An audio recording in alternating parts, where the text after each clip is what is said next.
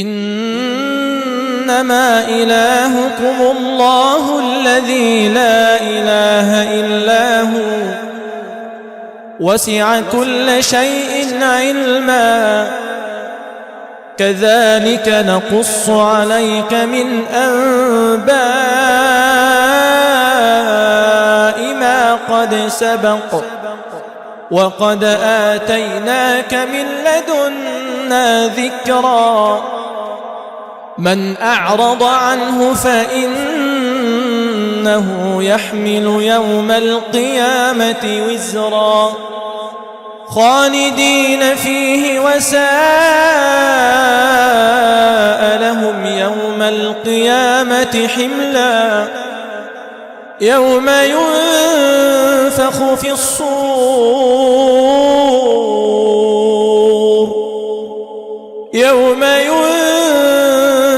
في الصور ونحشر المجرمين يومئذ زرقا يتخافتون بينهم إن لبثتم إلا عشرا نحن أعلم بما يقولون إذ يقول أمثلهم طريقة إن لبثتم إلا يوما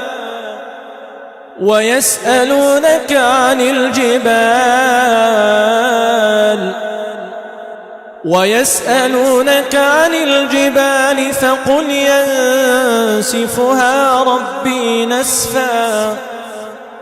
فيذرها قاعا صفصفا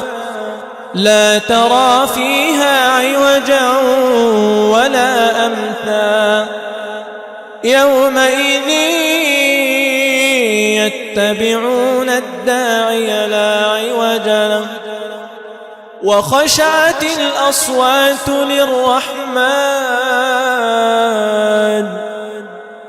وخشعت الأصوات للرحمن فلا تسمع إلا همسا يومئذ لا تنفع الشفاعة إلا من أذن له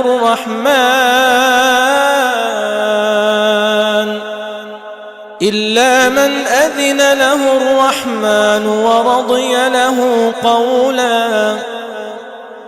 يعلم ما بين أيديهم وما خلفهم ولا يحيطون به علما وعنت الوجوه للحي القيوم وقد خاب من حمل ظلما ومن يعمل من الصالحات وهو مؤمن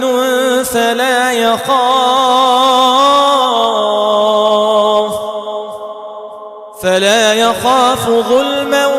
ولا هضما وكذلك أنزلناه قرآنا عربيا